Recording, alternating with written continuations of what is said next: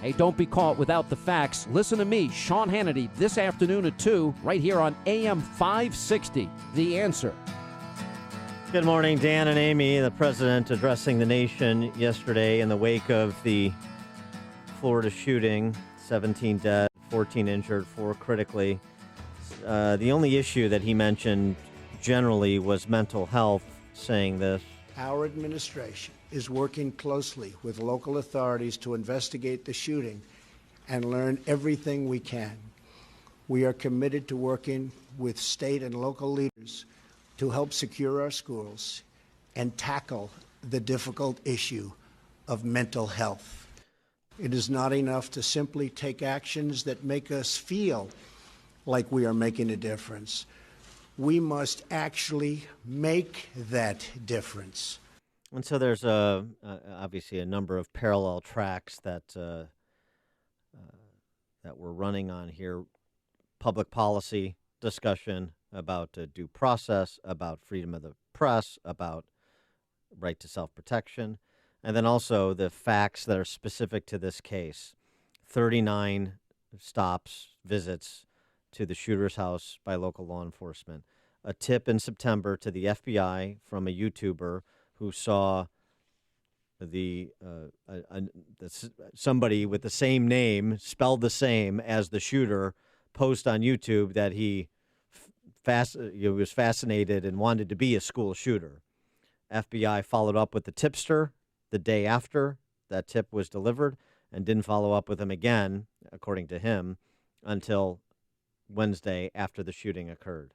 Yeah, and the tipster was interviewed on CNN yesterday, and he just basically, we encourage people, if you see something, say something, and he did. Well, in September, I received a comment on one of my videos that said I'm going to be a professional school shooter, and I found that post disturbing enough that I thought somebody needed to know about it. The FBI saying that they could not identify the person who made that post that you just heard described. Even though his name was spelled exactly, Nicholas Cruz, the same way his name is spelled.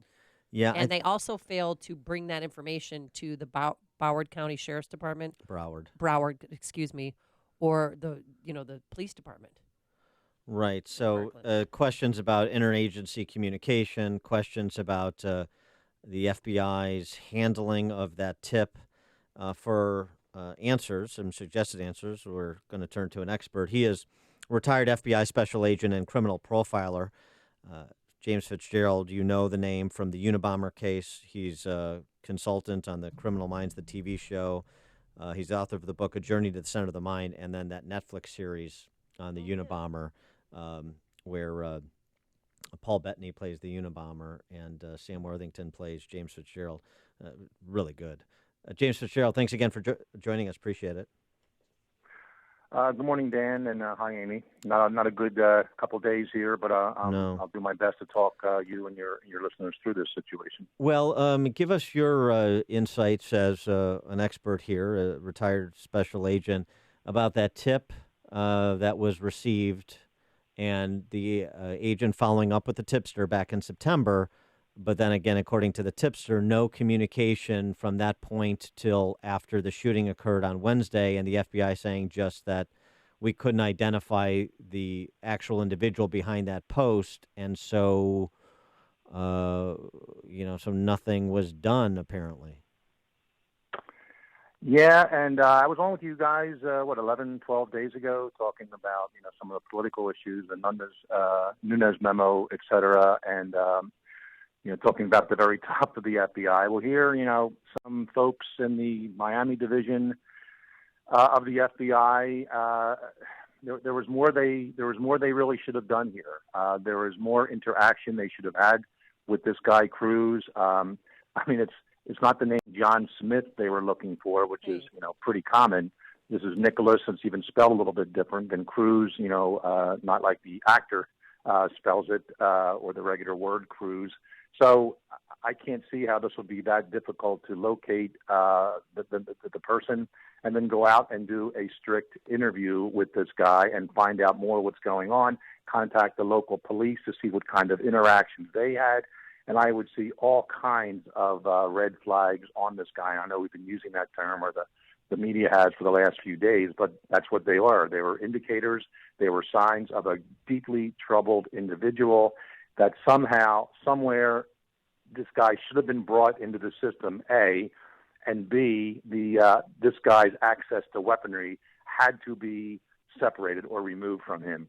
And somehow, at the federal, state, or local level, the system failed in that regard, and we have 17 young people dead and another half dozen or so seriously injured. And something is wrong with the system in this regard. Well, do you think the FBI agent who dropped the ball or just didn't go? I mean, I'm not buying that they couldn't find this Nicholas Cruz guy, because that if they found him, they would have alerted local officials, correct? I mean, is that the protocol? And do you think that this FBI agent who dropped the ball should lose his job and should be publicly identified? You know, I'm a law enforcement supporter, but I've written 3 books, and I certainly criticize my former profession. I criticize myself and some mistakes I made as a police officer, later as an FBI agent. And there were mistakes made here. Whether the agent tried to do something and his or her supervisor said no, or a supervisor in Washington, D.C. said no. And remember, there has to be a federal nexus for the FBI to investigate. And the federal nexus in this case was an interstate threat.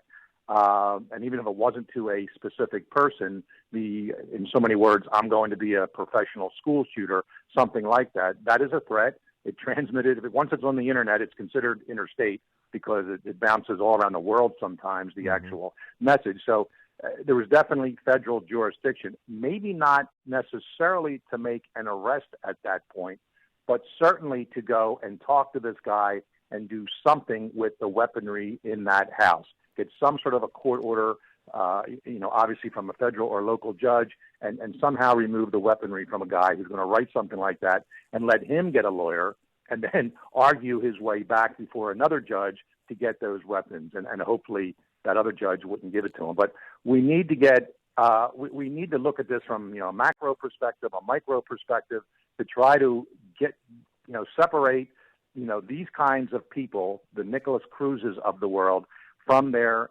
dangerous weapons. And that's something that just has to be initiated throughout this country. I know the president is meeting with the governors in the next week or two of many states, and I hope they can come up with some plan. I actually have a few ideas in that regard. I've actually said it before, and let's hope something like this can be put into play that can identify these people and get their darn weapons off. What are your few ideas? Well, I'm a big supporter of the Fourth Amendment, search and seizure. You need probable cause to go into somebody's house to get, whatever evidence you're looking for.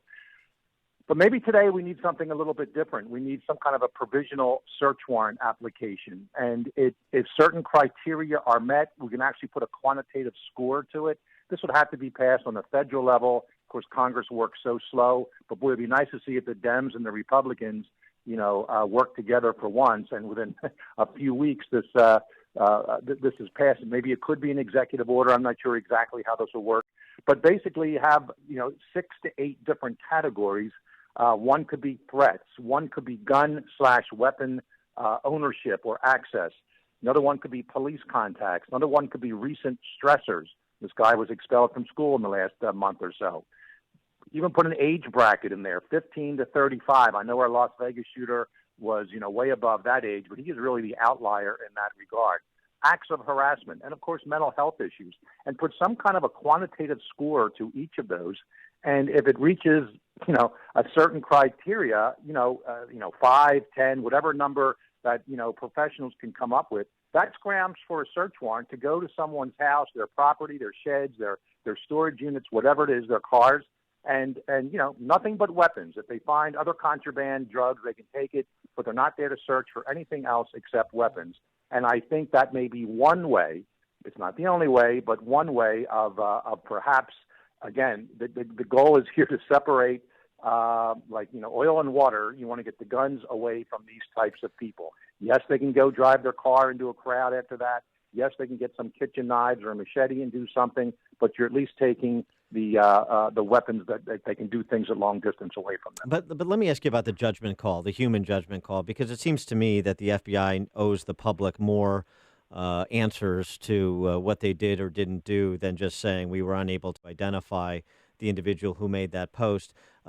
Because, as you say, it's not just the name being the same. It's also if you did a cursory search of his social media postings, there would have been other stuff that popped. If you would have looked at his interaction with local law enforcement, something would have popped. You could have talked to local law enforcement. And if it's, as you said, if it didn't rise to the level of federal jurisdiction, then engage local law enforcement that's already been engaged with him. And now you've got in the kind of interagency cooperation that's often mentioned, but too often not consummated.